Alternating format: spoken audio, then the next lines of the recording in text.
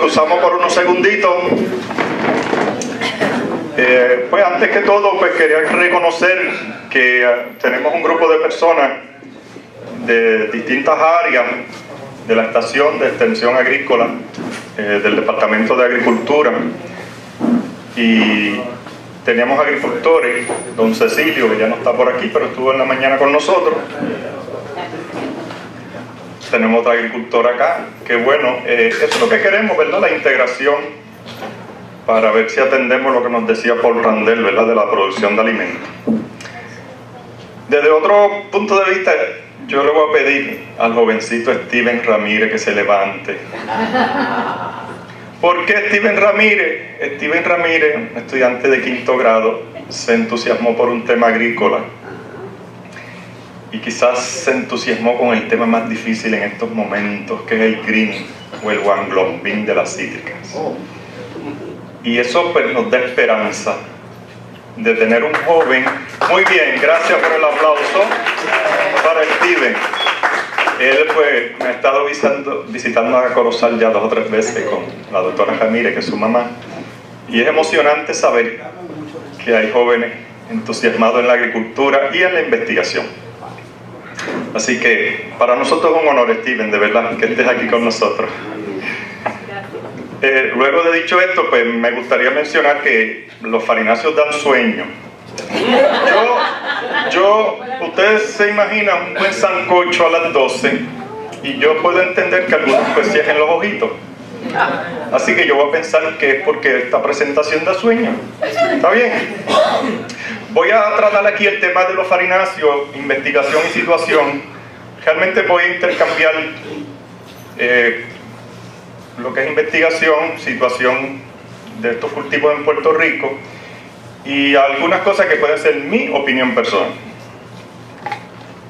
Bueno, cuando hablamos de farináceos, contenido alto de carbohidratos, grupo de alimentos, ¿verdad? Tenemos grasa, tenemos proteína, tenemos carbohidratos. Probablemente de lo más que comemos en nuestra dieta son carbohidratos, y ahí pues se incluye también el trigo y el arroz. Otra característica de ellos es que se propagan vegetativamente, no trabajamos con reproducción sexual, asexual, y eso complica en muchas ocasiones la disponibilidad de semillas, básico. Si no sembramos, no tenemos semillas. Y eso es un factor que ha incidido mucho en la situación de los farináceos en Puerto Rico. No hay siembra, no hay semilla, aún para investigación. El ciclo vegetativo más o menos es anual, con la diferencia del guineo, que se puede perpetuar. 2 grupos principales, ¿verdad? Las musas, que son los enamorados, las musas plátano y guineo, y raíces y tubérculos. Para cualquiera que quiera trabajar con los cultivos, pues debe conocer reglamentación de distintas agencias de gobierno.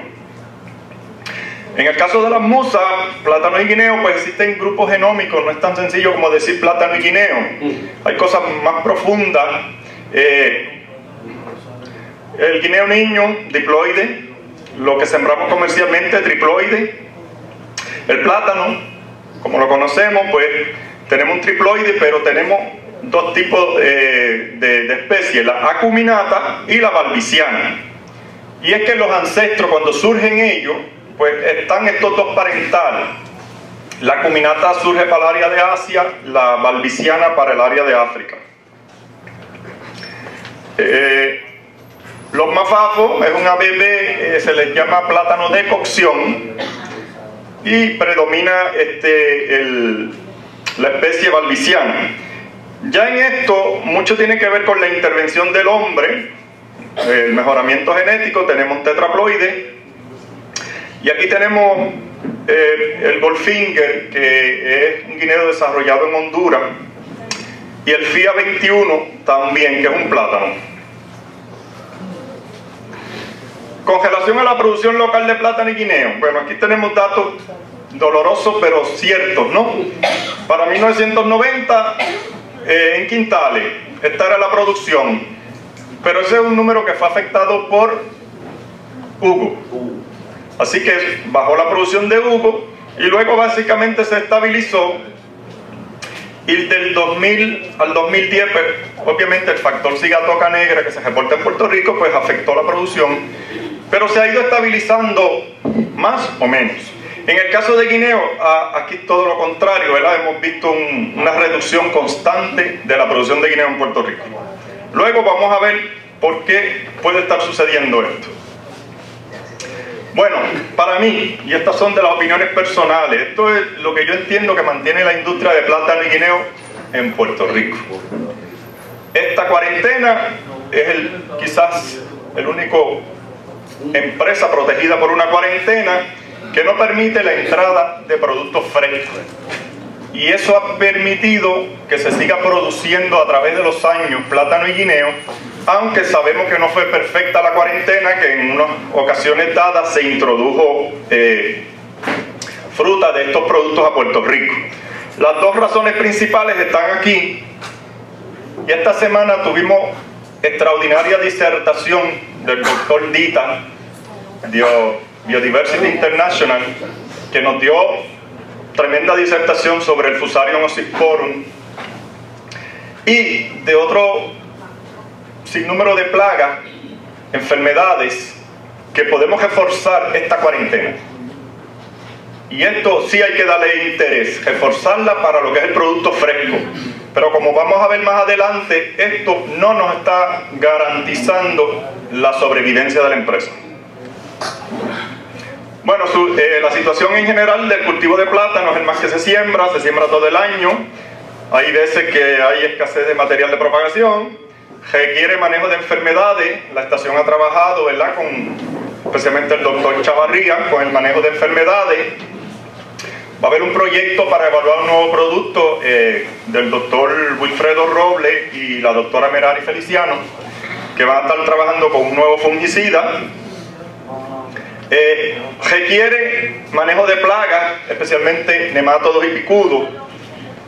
¿Por qué? Causan volcamientos, debilitan el sistema de raíces. Esta área, pues a mí me ha interesado mucho, suelos degradados, especialmente en la zona central. Hemos perdido lo que se llama el health quality, o calidad de suelo. Y eso tenemos que verlo desde las perspectivas químicas, físicas y biológicas. Química, perfecto, tenemos mucha información. Física y biológica, tenemos que trabajar mucho en esas áreas. Riesgos de huracanes, ya lo saben. Jodo. Miren, es el cultivo que hay que pensarlo porque sí jodan plátano. Y aún nosotros que teníamos plátanos rojos en Corozal, para reconocerlos, se los jodaban aunque fueran rojos. Este punto es el más que me interesa en este momento. Tenemos que elaborar, y vamos a ver por qué tenemos que elaborar. Bueno, en términos de lo que les hablaba de plátano, guineo, miren, esta es la vaina o el peciolo o la yagua. Cuando es abierta, pensamos en acuminata. Acuminata, este peciolo es abierto, este es cerrado aquí. Así que esa es una diferencia clásica entre los acuminata y los balbicianos, o sea, entre los guineos y los plátanos. Información general. Mire, la mayor colección está en Bélgica, CRI o preservada, sobre 1180 accesiones. La mayor diversidad, pues, están los sitios de origen, ¿no? En el caso de plátano, África, y en el caso de banano, en Asia. Países que se dedican a hacer fitomejoramiento. Mira, son pocos, porque estos son programas costosos, y aparte de costosos, tienen poco éxito. Así que pocos países se dedican a hacer fitomejoramiento en este cultivo. Y quizá con el más que hemos tenido contacto es con la FIA, y de ahí van a surgir muchos numeritos que son los híbridos que ellos han desarrollado.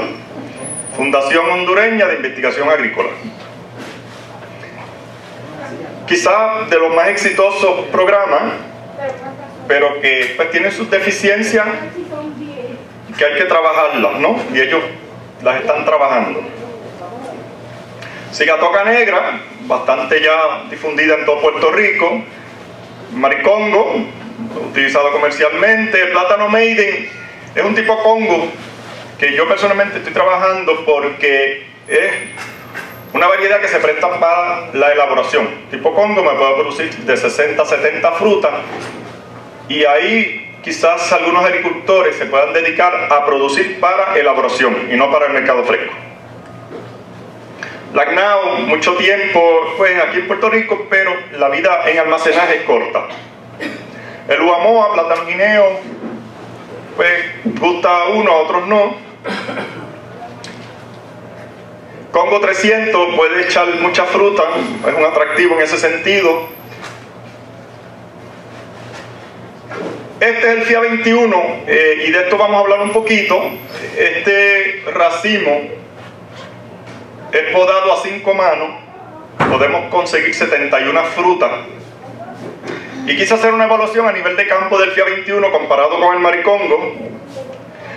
Aquí tengo otro trabajo que hoy me lo encontré en mi escritorio, en el journal.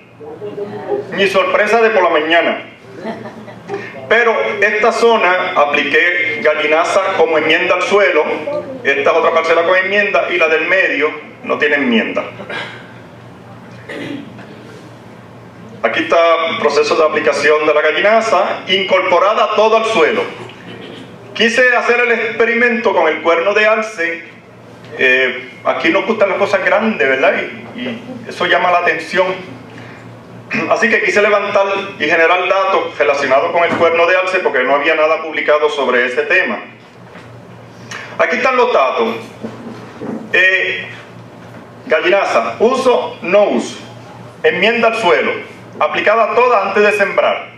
En este caso a 10 toneladas cuerda. Diámetro de la planta, hay una diferencia significativa. El diámetro se ha correlacionado con el peso del racimo. No vamos a pensar que solo por tener hojas saludables tengo un buen racimo. Si usted tiene un pseudotallo bien desarrollado, que es una fuente de carbohidrato al racimo, usted va a tener un buen racimo también. O sea, tiene la fuente hoja, pero tiene la fuente pseudotallo. Y ahí la importancia del diámetro del pseudotallo. Días a la florecida, mire, se adelantó casi un mes con el uso de la gallinaza como enmienda al suelo. Número de frutas racimo no fue significativo, pero el peso promedio del racimo ve que hay un aumento casi de 6-7 libras. Y cuando vamos al rendimiento por hectárea, estamos hablando quizás de un 25% de aumento. Pues esto comprende otros datos, solo le presenté la tabla porque fui a las propiedades químicas del suelo. Hay un aumento en materia orgánica, hay lo que puede ser una limitación y una razón de estudio para nosotros, es el fósforo disponible, porque la gallinaza es alta en fósforo y eso trae unas consecuencias ambientales. Nada, lo que he hecho es que le di a José Duma, que es químico, tú me le vas a eliminar el fósforo de la gallinaza. Ese va a ser tu trabajo. Así que hay áreas de estudio ahí.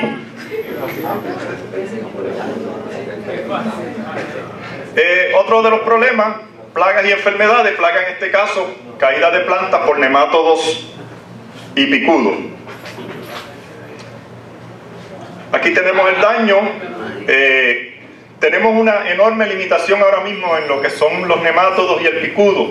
Solo hay 2 plaguicidas, que es el vidate y el mocap. Los dos caros, como que se pusieron de acuerdo para subir el precio. Sacaron el mocap, subieron el vidate, regresó el mocap con un precio más alto. Hay una casa productora por ahí, yo no quiero opinar, mejor. Pero tenemos que trabajar mucho con esta área. Y no solamente desde el punto de vista de plaguicidas químicos, ¿verdad? Hay que buscar otras alternativas que yo sé que se están haciendo. Y el doctor José Chavarría va a tener un proyecto del fondo FIDA que va a estar evaluando productos químicos y biológicos para el manejo de estas plagas. Bueno, aquí meramente les voy a hablar algo de la evaluación del FIA 21. Y es para que vean los blush o las manchas negras del FIA 21 versus el maricongo, ¿verdad? Que cómo usted lo puede diferenciar en el campo. Manchas negras, manchas rojas. Aquí tenemos un FIA 21 intacto, es el tipo Congo. mantiene la inflorescencia, pero lo voy a podar a 5 manos, eso a las 2 semanas de la florecida, porque como el tallo verdadero está tierno, las manos ya están separadas y ahí que usted hace la poda. ¿Qué sucede? Cuando yo diseño el experimento, yo estoy pensando en una cosa, yo estoy pensando en cigatoca negra y en rendimiento. Pues vino lo bueno de la investigación, que no contaba con eso. Y observé unas plantas extrañas de FIA 21, y cuando busco en la literatura, hay la presencia del virus del rayado en banano. Estos son síntomas que vamos a ver más adelante: estriado clorótico, distorsión de hojas y racimos, rajamiento del pseudotallo, pudrición de la base, necrosis de la hoja candela, que es la hoja principal, y necrosis interna del pseudotallo. ¿Qué conseguí?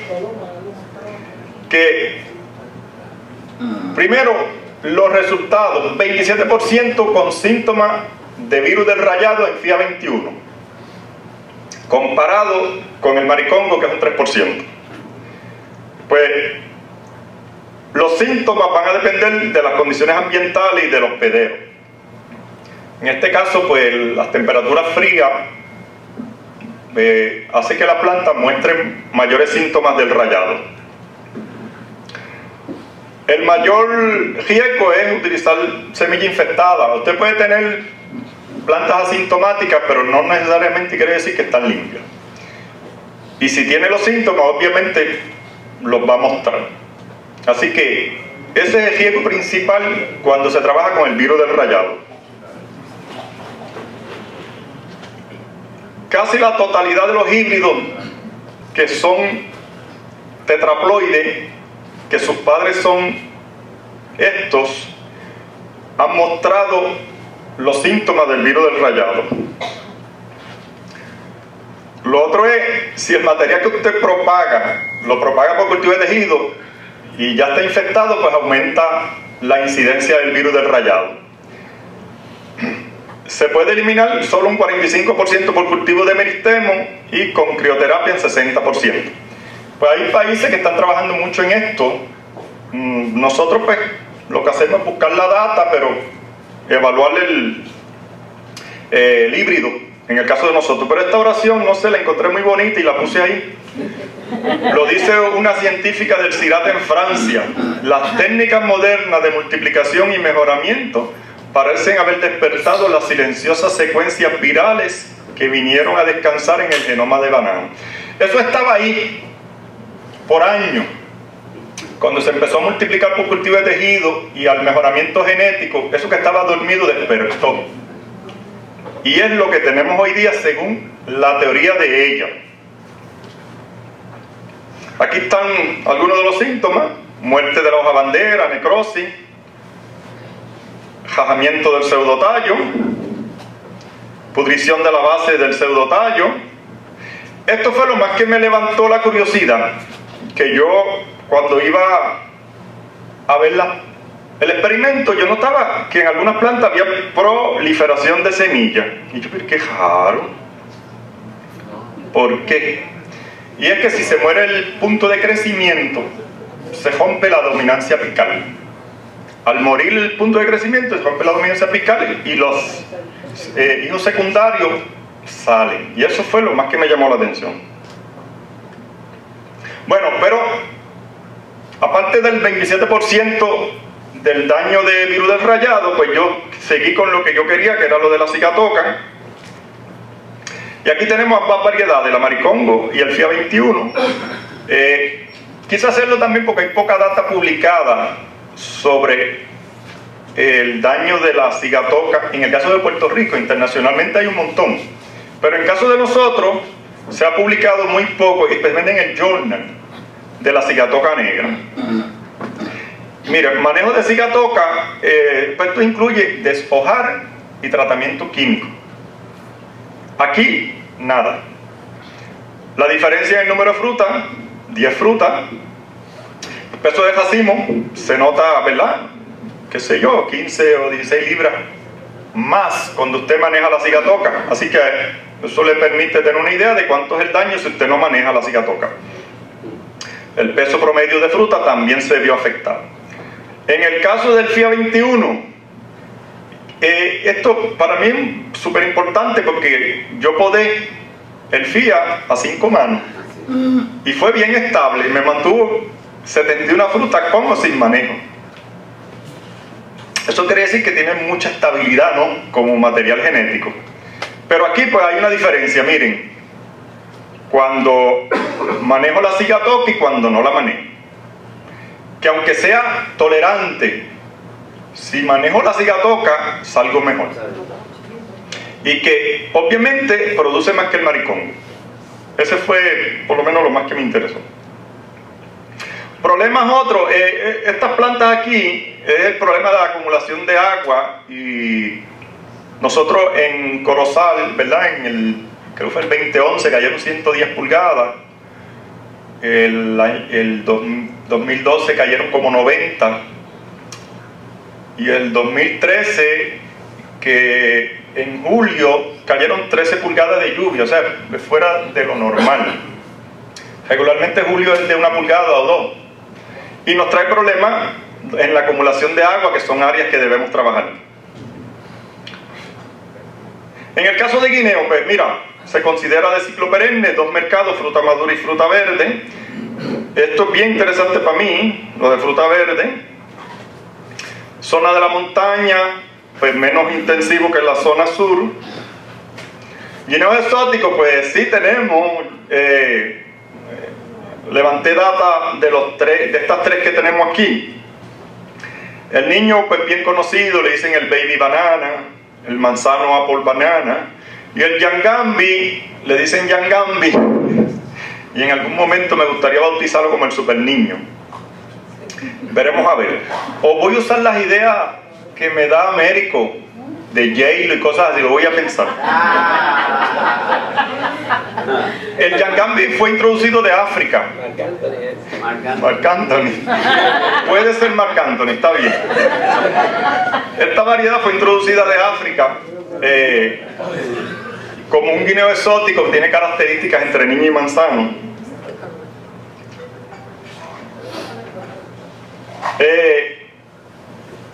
¿Qué queremos buscar en el caso de guineo? Pues resistente a plagas y enfermedades, agricultura orgánica y valor nutricional.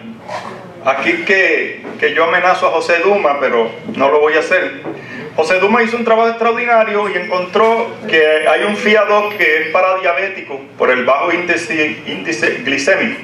Y es un comienzo para trabajo futuro en esa área. Yo levanté material para evaluarlo ahora a nivel agronómico comparado con el Grand Nine y la cigatoca negra, a ver cómo responde. Hay otro guineo que me interesa, que es el FIA 18 también, que tiene potencial para consumo verde, porque tenemos una cultura todavía de consumo verde en Puerto Rico. Una siembra de guineo, un Grand Nine.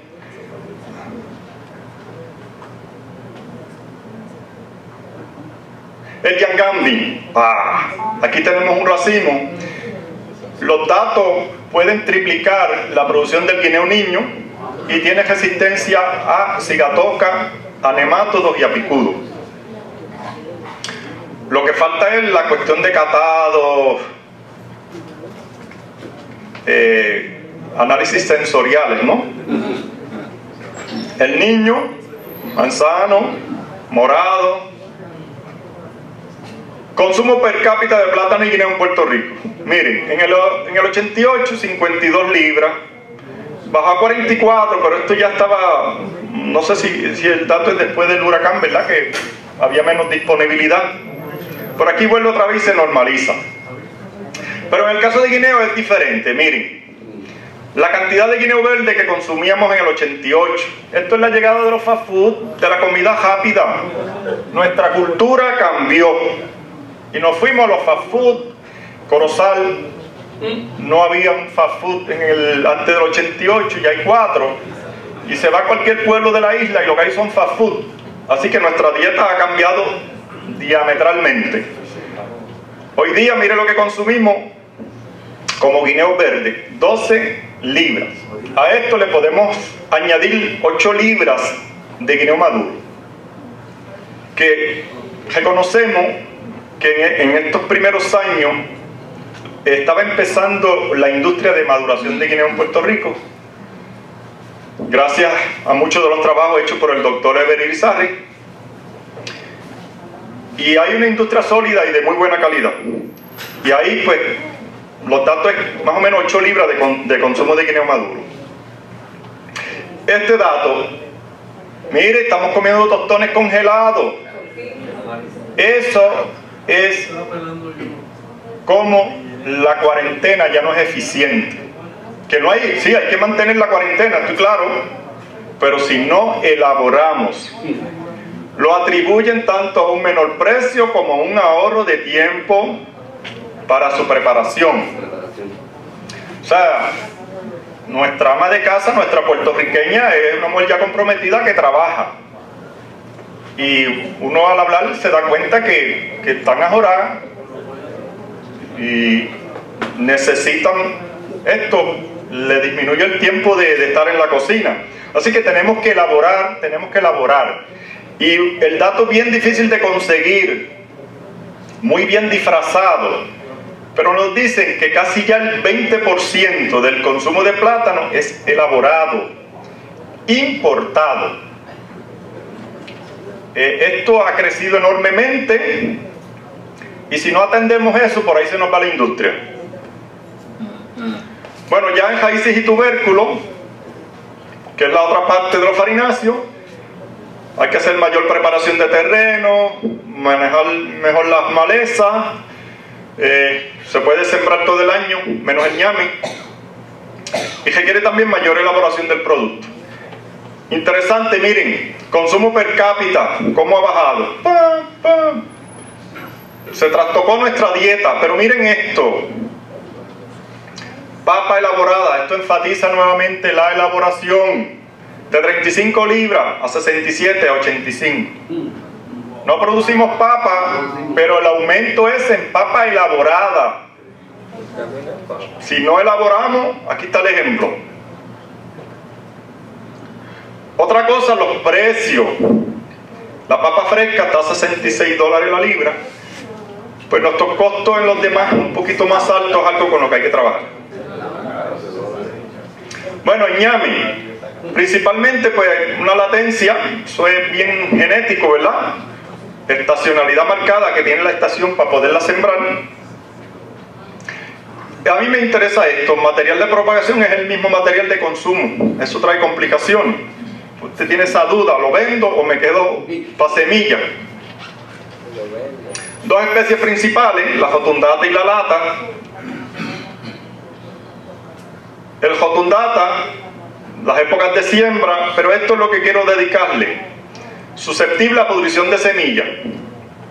Hay un trabajo después de 20 años peleando.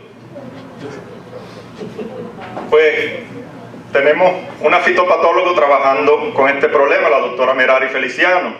El programa está bien complicado, más que hace 20 años atrás.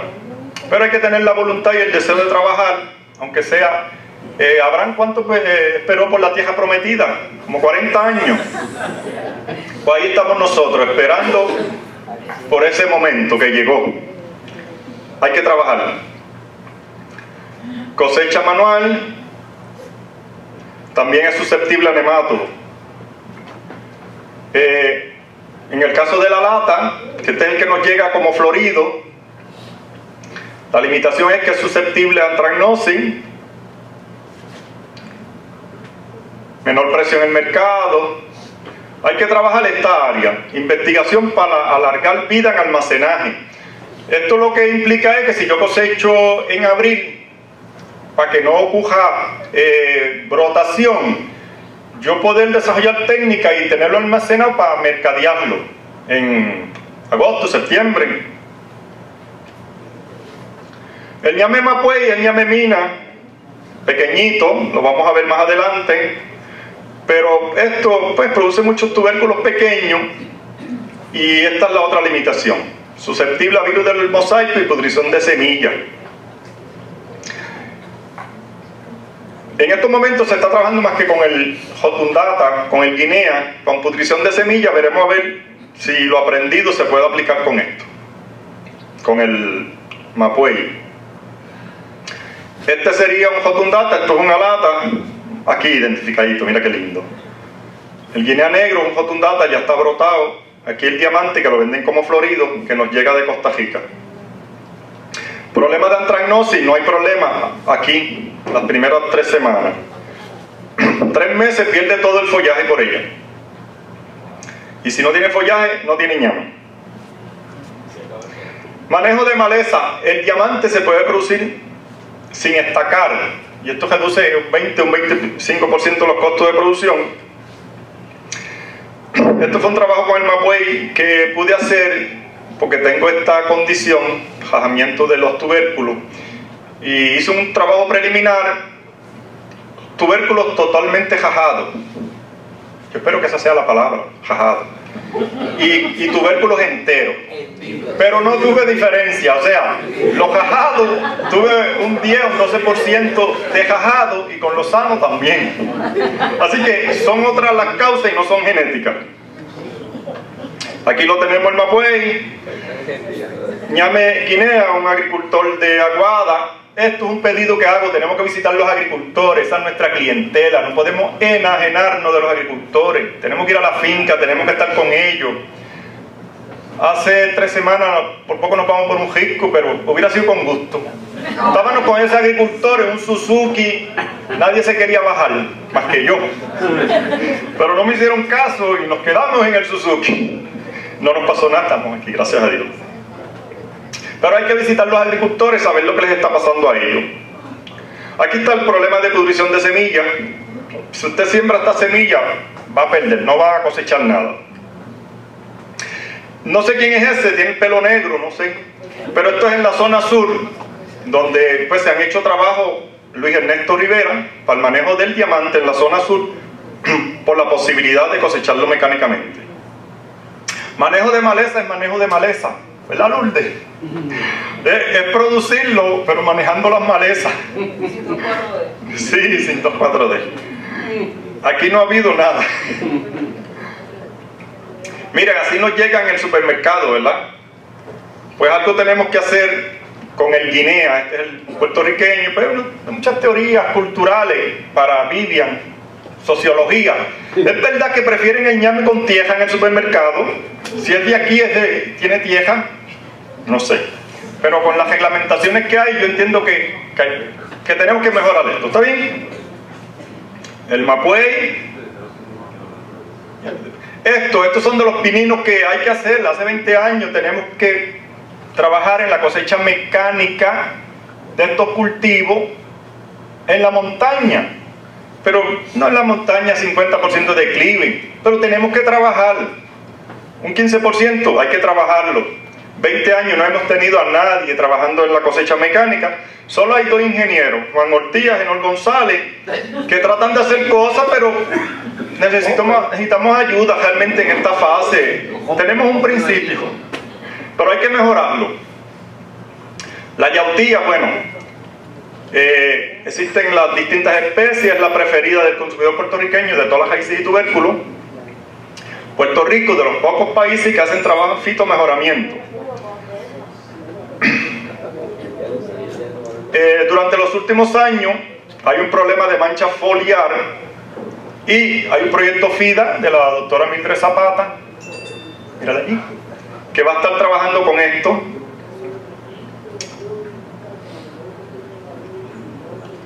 La siembra de yautía, aquí pues, trabajo, aquí sana, ya hay daño de lo que se llama mal seco, poco crecimiento. Un proyecto aquí con el doctor Schneider. Esta fue una siembra sin banco en Corozal y esta siembra en banco. Suelo con un alto nivel freático y pueden ver la diferencia. Está publicado en el journal. Raíces saludables. Bueno, para los que no han visto la inflorescencia en yautía, Esto es lo que utiliza el agrónomo Ángel Bosque en Isabela para desarrollar nuevos híbridos, ¿verdad? Esta es la parte masculina y esta es la femenina. Elaboración, esto es empacado aquí. Tengo que trabajar mucho en eso. Raíces enfermas, raíces sanas.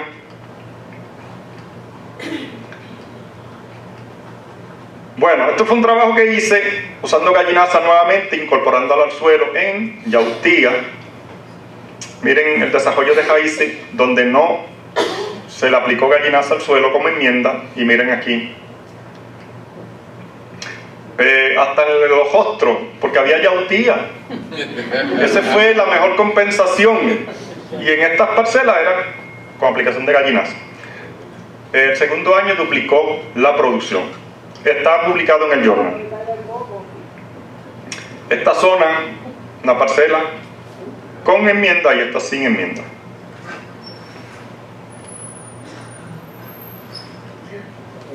Estos son los daños foliares que están viendo en la hoja de yautía. Aparte de bacteriosis, pues pueden haber otras cosas. La yuca, el consumo principal es encerado y congelado. Evaluación de variedades, ya esto está publicado. Pelado cáustico con el doctor Fernando Pérez. Elaboración de pan a base de harina de yuca. Pues fue bien interesante para mí. Esto fue una tesis también, porque la harina de yuca no infla, no llena. Hay que meterle siempre la harina de trigo. Y la harina de yuca pues se usa en pequeñas cantidades para que se pueda, ¿cómo se dice, María? Hinchar, crecer, para que pueda crecer, esa es la palabra. Bueno, en transformación genética, esto es algo del doctor Siritunga de biología. Esto es un proyecto millonario de la fundación Bill Gates, pero está en biología.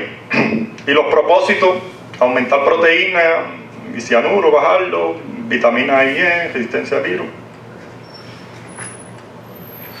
Este es el deterioro fisiológico. Estas manchitas, esto es más o menos los 2 días. Según pasan más días, pues aumenta el deterioro y ya no se puede consumir. Estas son una foto secreta de las plantas de transformación genética del doctor Siritunga, de los trabajos que está haciendo, que ya perdí el contacto. Yo no sé en qué quedó esto, honestamente. Esto, el pelado cáustico en yuca, mírenla aquí, mírenla aquí. De la tesis de maestría, esto hay que darle mucho seguimiento. Estas fueron cosas preliminares. La batata, la más dulce yo le llamo. Se puede producir todo el año.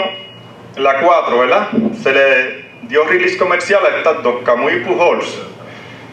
Bueno, no sé, hay que hablar con Américo, quizás él le ponga Shakira a una de estas, no sé. Eso es un tema que hay que considerar. La plaga más importante es el piche. Selección, proyectos nuevos, ¿verdad? Selección y mejoramiento de batata de pulpa amarilla y anaranjada. Análisis de laboratorio del doctor José Duma. Manejo orgánico del cultivo y control del piche con el doctor Fernando Gallardo. Parte de la colección de batata, Camuy, que se le dio Gilis Canolia, es la que nos llega de República Dominicana, que la hemos producido exitosamente ya en Corozal. Otras líneas que el doctor Carlos Ortiz trabajó. Esto es lo que nos llega al supermercado. Miren qué calidad, y pagamos más de a peso la libra. Pero si no producimos, o pagamos eso o no comemos batata. Esa es la decisión. Esto es lo que se está mercadeando actualmente. Eso queremos, pues no sembramos ni nos pagamos por eso. Aquí está el papá de la batata. Aquí lo tenemos muy contento en su proyecto. En el caso de la malanga, 2 sistemas de siembra, la lila y la blanca. En el año 2004, este fue el puntillazo de la malanga en Puerto Rico y en el Caribe, ¿verdad? Se reportó el tizón foliar.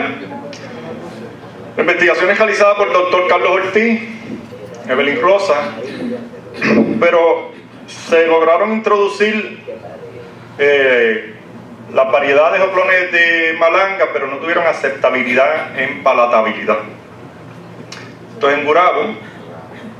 lo que se hizo fue transformar relativamente la siembra a cultivo más intensivo. Luis Ernesto le ha dado mucho seguimiento de esto en la zona sur, en Juanadía. Me envió unos datos muy buenos, 140 quintales o más de malanga en la zona sur, bajo cultivo intensivo, riego y distancias de siembra. El papá de la malanga, aquí está la que el doctor introdujo de Hawái, que se evaluaron y no fueron palatables. Son amargas.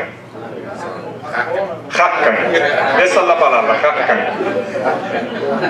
Aquí está la enfermedad, tizón foliar. En el caso de apio, pues mira, una zona productora, Bajanquita, Naranjito, Orocovi. Principal limitación, Phytophthora, pudrición del colmo por Phytophthora, Fusarium rhizoctonia. Hubo un trabajo que terminó inconcluso, la estudiante no terminó la maestría. Hay que seguir trabajando con esto. Aquí tenemos el apio, supermercado, una siembra en Barranquita.